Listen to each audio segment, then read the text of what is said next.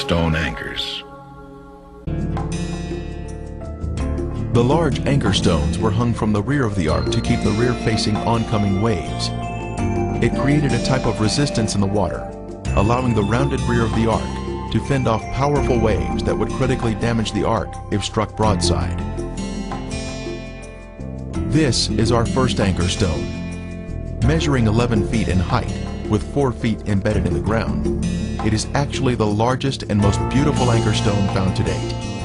A tapered hole was drilled into the top of each anchor stone, a 5-inch opening on one side and a 7-inch opening on the other, allowing a rope to be pulled through and a knot tied. It was designed to be lifted while in the water when it would weigh less, thereby preventing the top from breaking off. The most striking feature is the crosses that have been carved on the anchor stone. Early Christians came through this area and recognized these objects as biblical items from the ark. They carved crosses on these anchor stones, representing Noah and his family. The largest cross here represents Noah and is of the Crusader style. The diamond shape with a cross above was Nimrod's sign when he was alive. The diamond represents the ark that he took credit for. Then the vertical line is the pathway to heaven, with the crossbar representing heaven. The Egyptians had an adaptation of this symbol called the Ankh. Smaller anchor stones or drogue stones can be found near the Mediterranean. This is one of the largest you will ever see outside the Noah's Ark area. The next anchor stone is partially buried in the ground with 5 crosses. The largest cross represents Noah. The next smallest, Mrs. Noah. Then the 3 smallest are the sons of Noah. At the bottom is a possible image of the Tower of Babel, which was built around 200 years after the flood by Nimrod and his rebellious followers. This particular stone has 7 crosses, with the 8th having been removed at some point in time.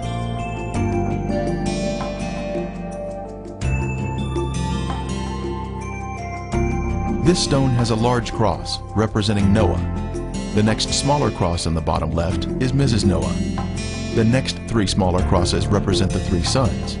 Then, the 3 smallest represent the wives of the sons. This stone does not have any carvings on it, but it does have a hole drilled through the top. Other stones have been found buried, but they have no inscriptions. This stone had a hole drilled in the left side. Then on the right, we can see ancient inscriptions. Vandals have broken this stone, but you can see where the hole once was in the top. Crosses have also been carved on this stone. Dr. Shea holds a doctorate in archaeology and is also an MD.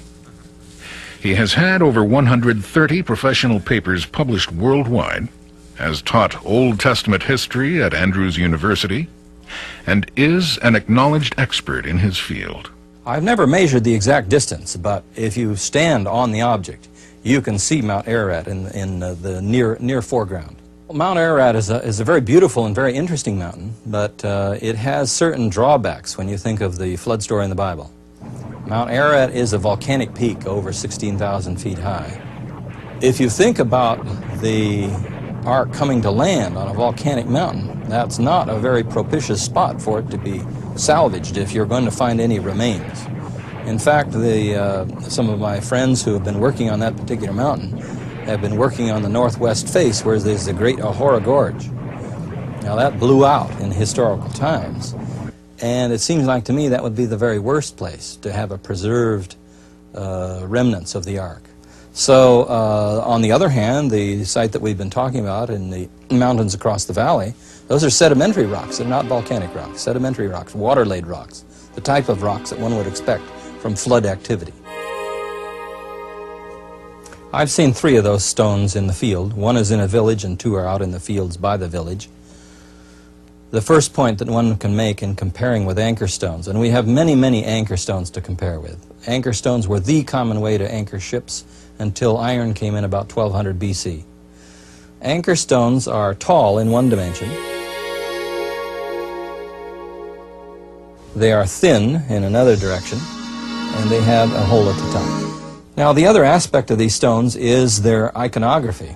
Somebody has carved some signs into them, as you can see from this one right here. The large cross in the center would be Noah. The medium-sized cross to the right and below would represent Noah's wife. 3 of the crosses up one side, above the arm of the cross, the major cross, would represent Noah's sons. The other 3 crosses up the other side would represent the wives of Noah's sons.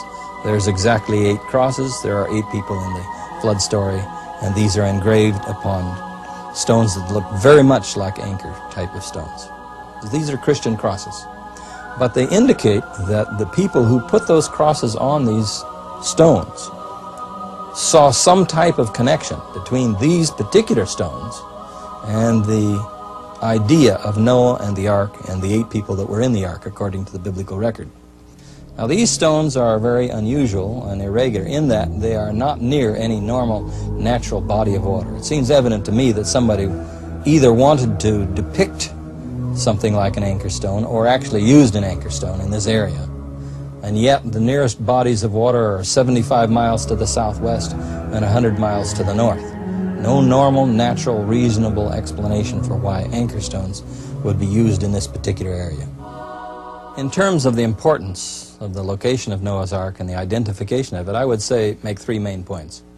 First of all, as one goes through the history of the human race in the Bible, this stands as an important historical event, a very transitional event. It's an event that divides 2 eras in biblical history. So just in terms of history of the race, it's an important event.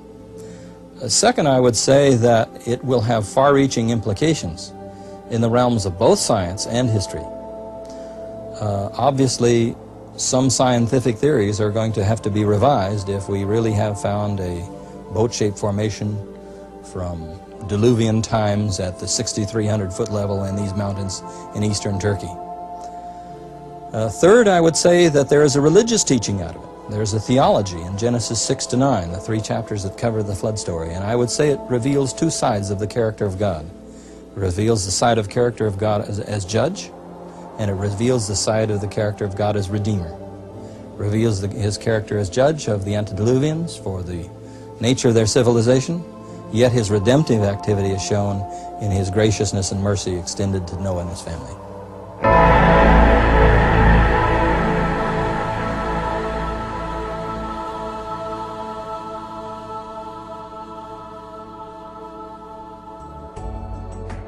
In conclusion, we can say that the Durupınar, Noah's Ark formation, is full of evidence which confirms its authenticity, especially when we objectively consider all the information. Many books have been written about the discovery of the Ark. It has been featured in many newspapers and television programs, but most of the world is not aware of this beautiful discovery, which refutes evolution and proves the Bible to be truth.